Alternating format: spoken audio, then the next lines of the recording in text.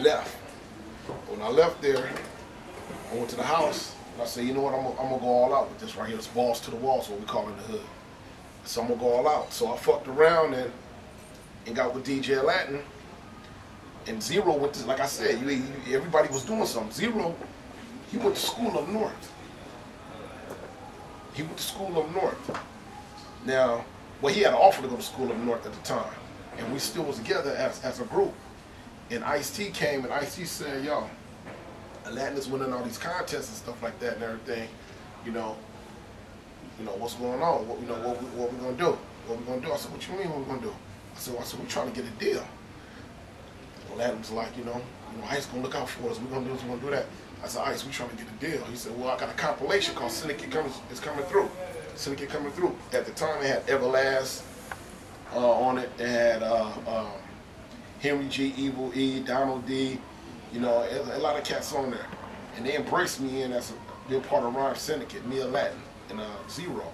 They embraced us in as being part of Rhyme Syndicate. We came in, we did a song called My Thing on there.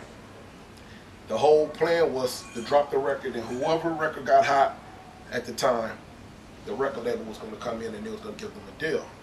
We already knew what we was dealing with. We knew that we might get a deal, we might not. So we just going to keep grinding and keep doing these demos. I didn't have no money.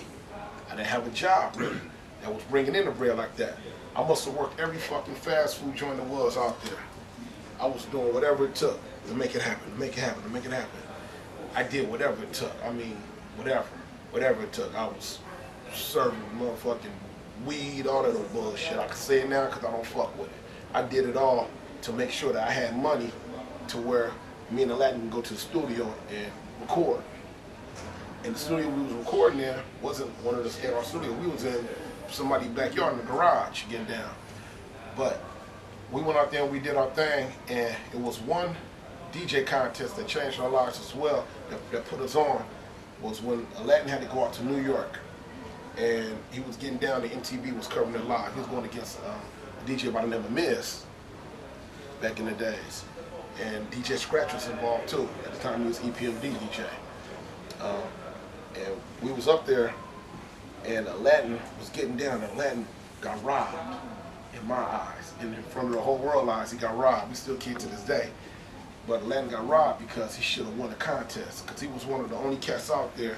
Like I said, it wasn't popular to be from the West Coast at the time. Latin had the Jerry curl, had a hat turned backwards. You know what I'm saying? Had the corduroys creased. Had the t-shirt, the blue rag. And he was out there working on the turntables behind the back. All the shit he was doing, he was fucking it up, throwing his hood up while he was cutting, fucking it up. And the crowd was, motherfuckers that wanted to hate was like, yo, going crazy.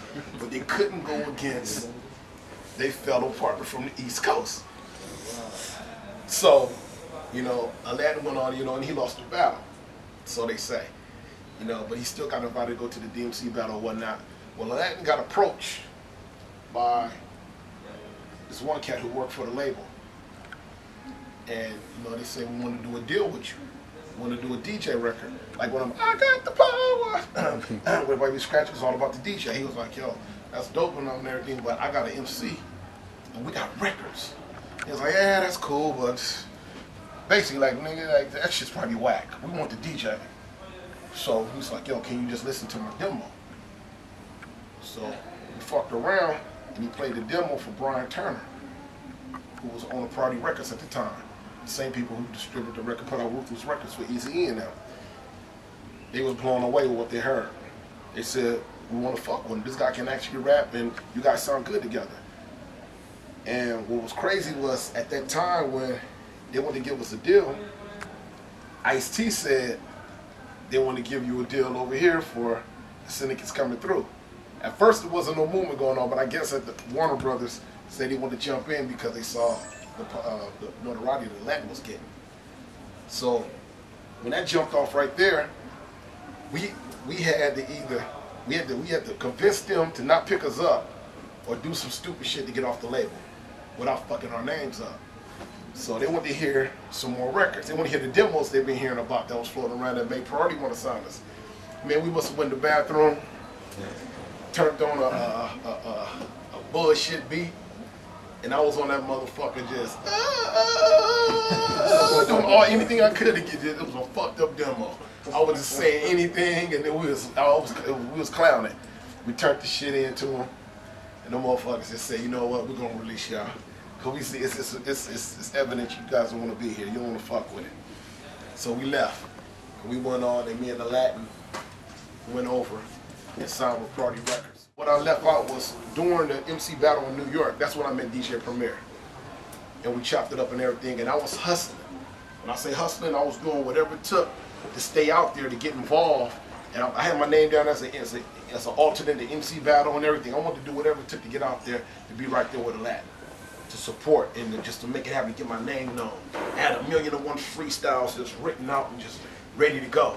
You know what I'm saying? I knew a lot of cats coming from the head. I was good for about 30 seconds from the head, but I knew I started falling off after that, so I just had a lot of rhymes written to where I could just, you know what I'm saying, no matter what, I could just put your name in and put your color, your sweat jacket or whatever you had. I had shit ready for that right there. And to me, that was because I was taking that step of doing whatever it took to make it happen. And when me and Premier met, Premier was like, yo, you know what I'm saying? You fuck with the land, get y'all out here, y'all move this land. And he was tripping off the way I was dressed. With the Pendleton on, they call it the lumberjack, Pendleton on. We wasn't wearing Timberlands, we had Chuck Taylors. It's cold as fuck out there. Feet freezing and shit. We had on the All-Stars. What you see, me and Cube and a lot of us wearing, is the way we stepped in the game, and we did that on purpose still to this day. You know what I'm saying, keeping it the way that we came in, because that was our goal. Giving you know, the way we stepped in was the way we want to maintain. But what was crazy was that DJ Premier said, you know what, I'm gonna take you in, homie. You ain't gotta fuck with no hotels or be, you know, over here sleeping over here or sleeping over there or whatever. Now, come stay with me. When I came in, boom, I met a person by the name of Rest in Peace Guru that was coming through. Met Gordon, you know what I'm saying, who, you know what I'm saying, was Premier's brother. And we became family out there. And nobody knew this because Gangsta started taking off, and we was making a little noise on the West Coast. Which brings me back to Latin. We signed a contract without seeking any legal advice. And we signed a fucked up deal. Do I blame the record label? Somewhat. But do the ultimate blame goes to them? No, it goes towards us because we didn't go out and we didn't take care of business. But when you're young and you want to get in, you're hungry, you're going to do whatever it takes to make it happen, like I did, whatever it took to get out there. And when that contract was signed, I knew that was something I wanted to do. We went out and we dropped the first single called Pay Your Dues.